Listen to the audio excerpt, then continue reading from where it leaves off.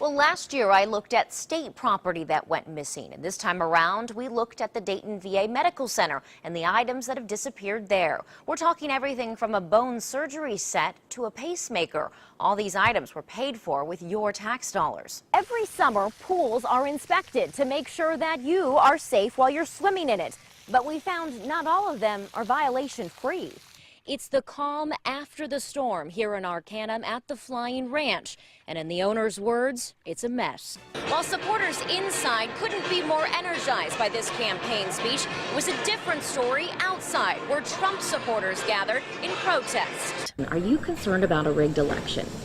Well, I think there's no question that the bias in the national media is so obvious to the American people. It seems like we get up every day and the national media is doing half of Hillary Clinton's work for her.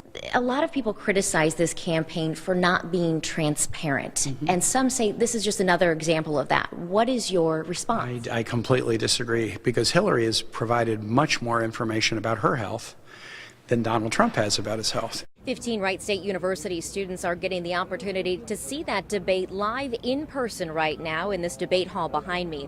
They were invited by Hofstra's president after Wright State decided not to host the debate in July. Well, now with Tuna's investigation, you really do need to see, because the bridges, many of them literally falling apart beneath us here in the Miami Valley. Tonight, Natalie Tendall is taking you underneath the roads and asks what's causing this breaking bridge problem.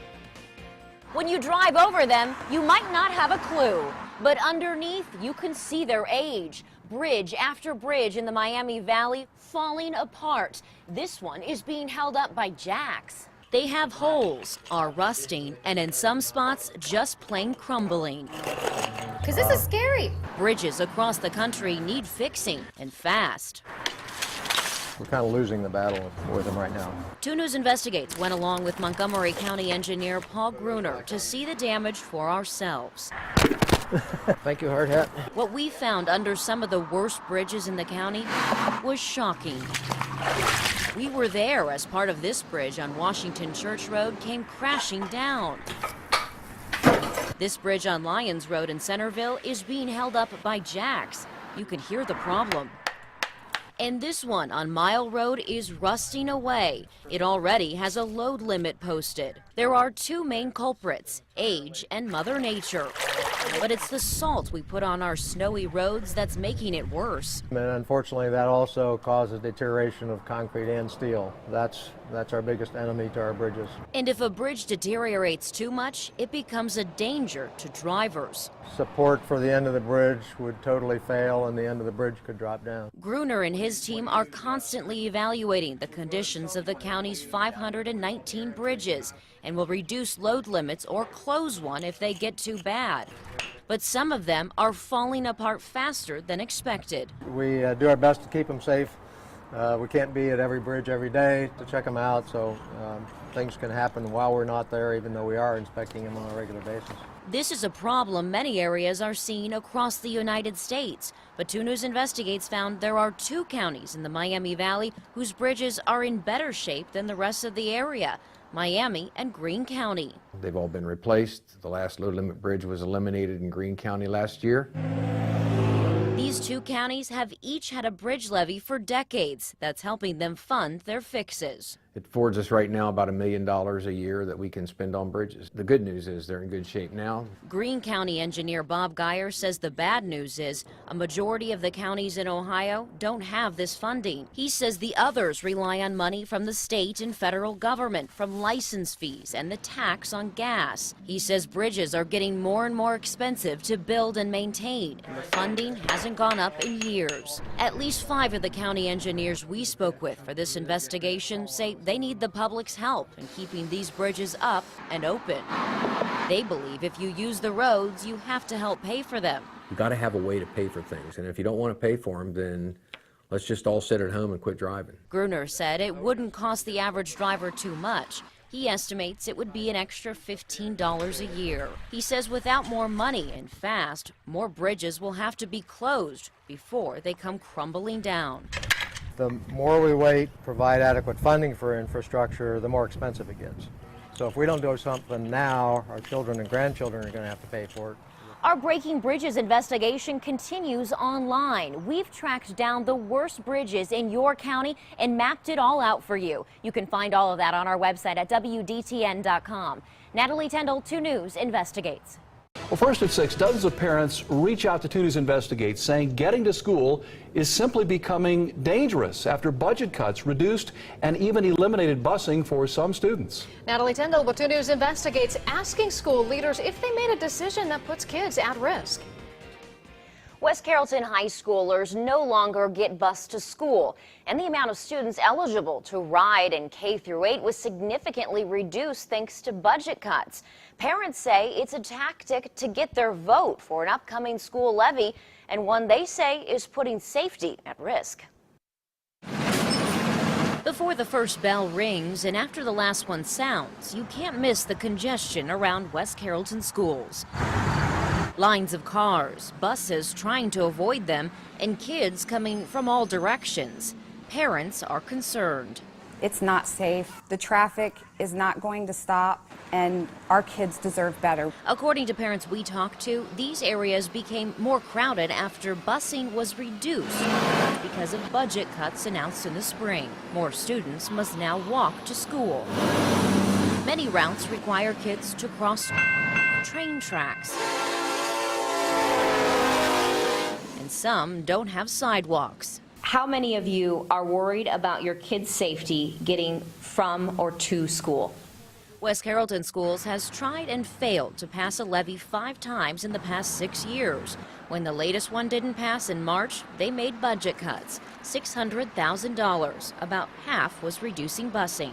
We always start as far away from the classroom as possible when you start making those budget cuts. And so that's where we're at going into the 16-17 school year. Superintendent Rusty Clifford tells me changes in state funding has their future budget not looking so good. So they're back on the ballot in November. But we uncovered their current budget shows a surplus, which has parents and even a former school board member confused. And quite frankly, in the budget as it exists today, there's more than enough money to provide busing for all of these children. They don't need to use these tactics in order to threaten and bully people. 2 News Investigates requested and reviewed more than 1,000 pages of West Carrollton's budget and fiscal forecast. It shows a surplus of more than $4 million for 2016 and $3 million for 2017. That's enough money to fund busing a few times. So why cut it?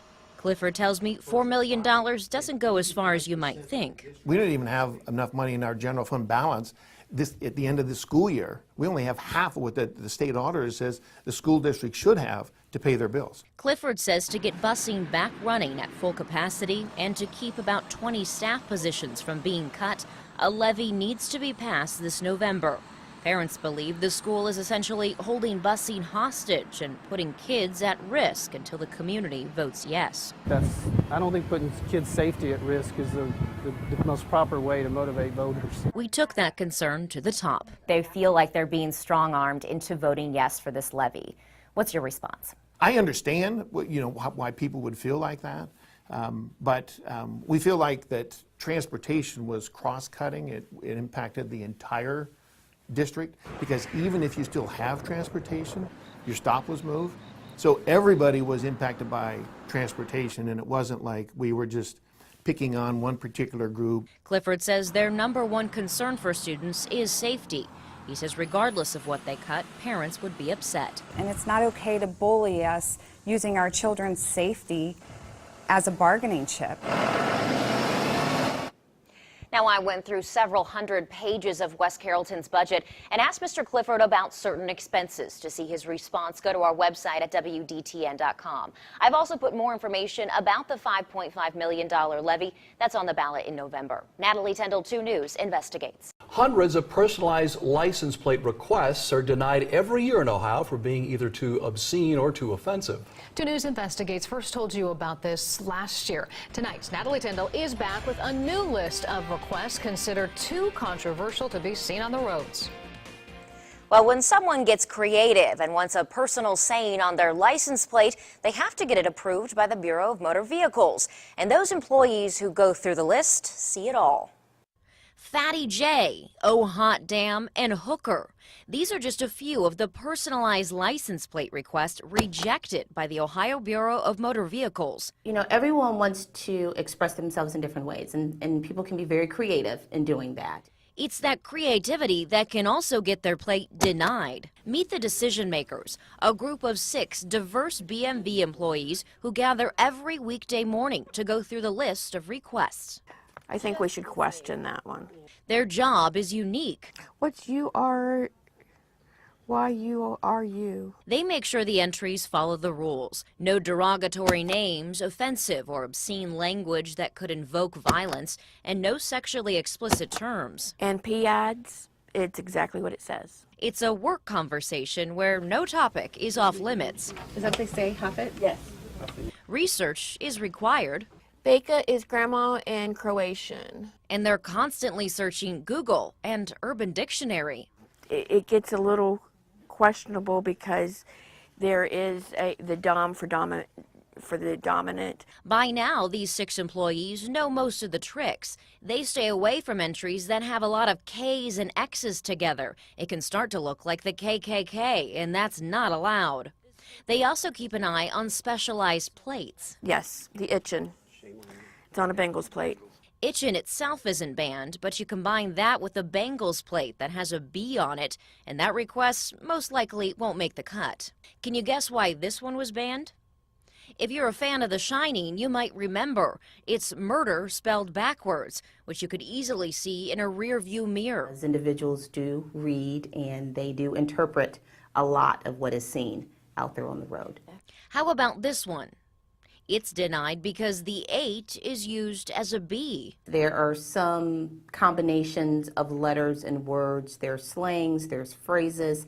It's a short meeting that has an important purpose, to keep inappropriate words and phrases off the roads and out of your sight. And while this group's job is serious, it sure is entertaining. They learn something new every day. Now, we've compiled that full list of rejected plates, and you can scroll through it on our website at WDTN.com. But please keep in mind that some of them may be offensive. Natalie Tendall, 2 News, investigates.